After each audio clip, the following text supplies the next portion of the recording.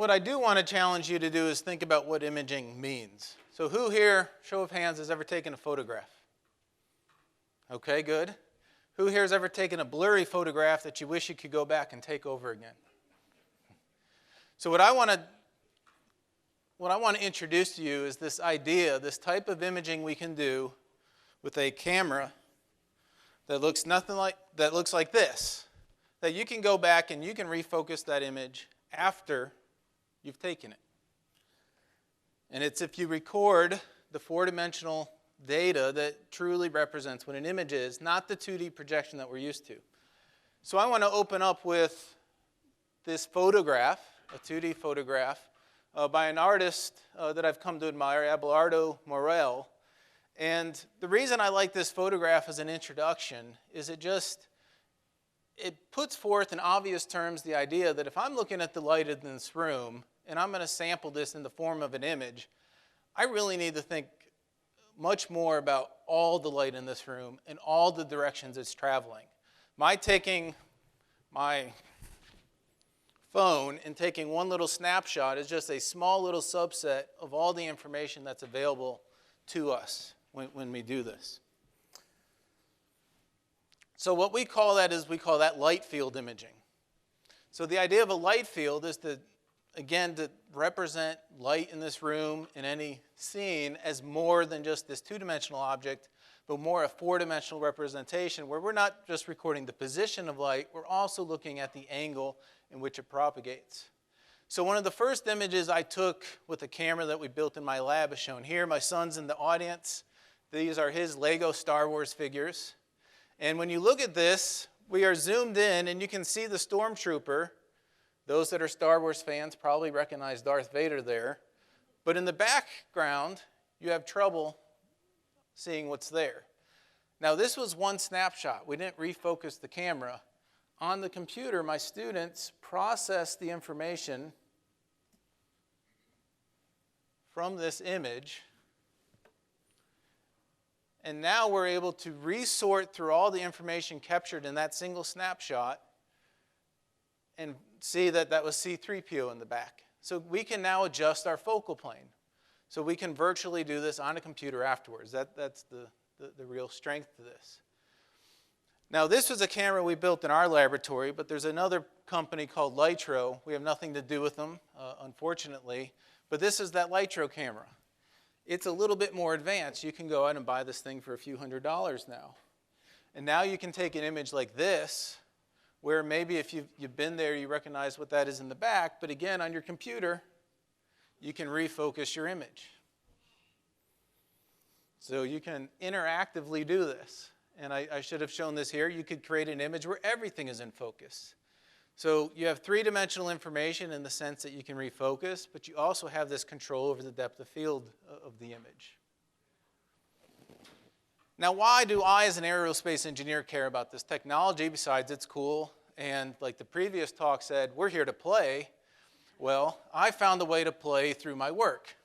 So as an aerospace engineer, I study fluid dynamics, and I study experimental fluid dynamics. And one of our common techniques to look at things is to put smoke in the air and just watch where the smoke goes.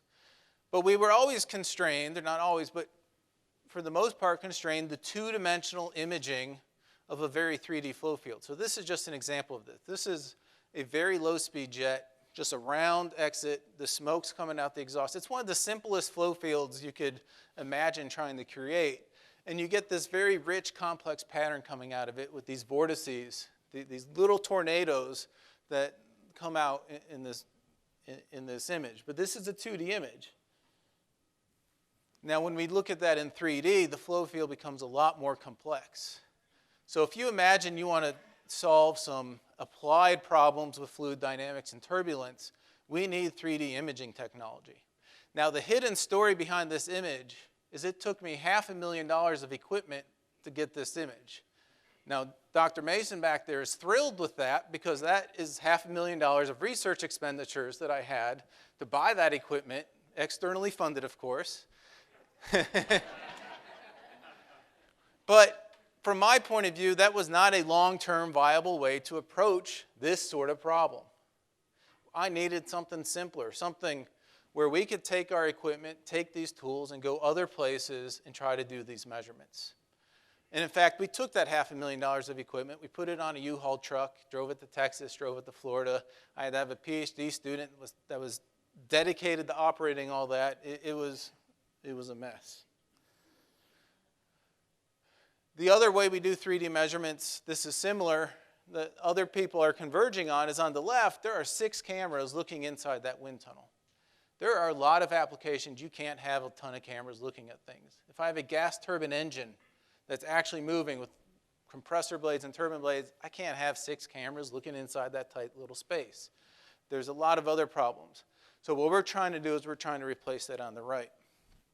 So that gets us to something we call the plenoptic camera. And this is a plenoptic camera.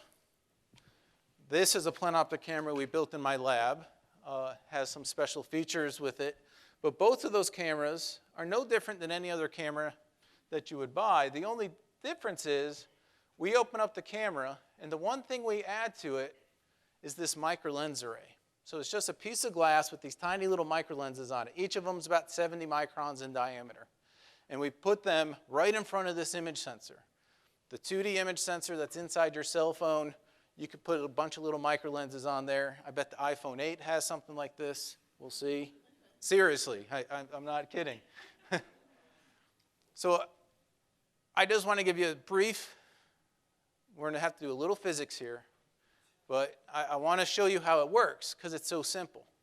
This is how a regular camera works. You have a lens. This lens collects this cone of light and it focuses it onto your image sensor. Now when you focus a camera, you're moving the image sensor back and forth. So when that image sensor is up here, what does that point look like? It's a blur spot.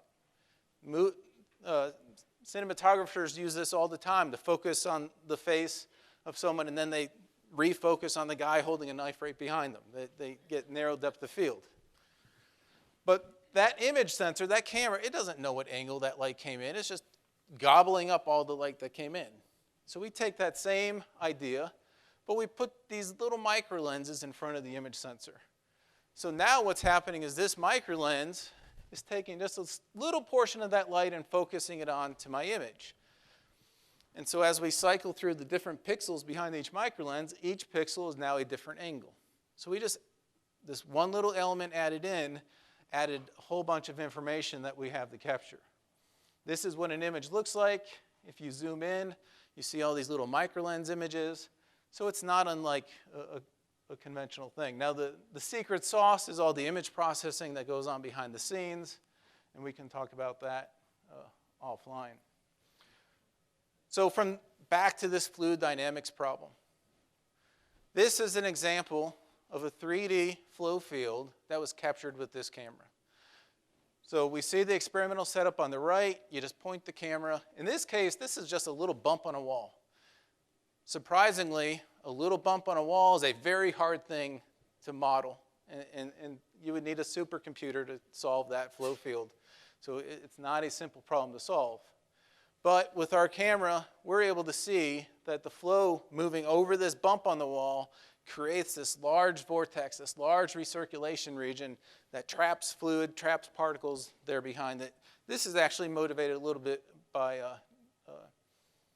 geoscience in the sense that flow over riverbeds, sediment transportation, how does a rocky riverbed lead to sediment getting mixed up or deposited on the ground? Another application that we're working with a new collaborator that's actually going to be at Auburn in the spring is looking at the flow inside of the flow produced by an artificial heart valve. So this is definitely a scenario where it'd be very difficult to get the flow measurements that we need to do this. And in that work, they're actually moving toward patient-specific flow models. If you're going to have heart surgery with a valve put in, they're going to do an MRI, get an actual 3D model of your heart, and test out the valve before they put it in your heart. But they need measurement tools to be able to see what that valve is going to do. So this is a possible solution for that. So there's a world of other applications for doing this. Each one of these has a great student behind it. And I'd love to talk about all these, whether it's spray diagnostics, flames, gas turbines, On the bottom left here, this is actually a shotgun blast. So those pellets are shotgun pellets moving through the air at faster than the speed of sound.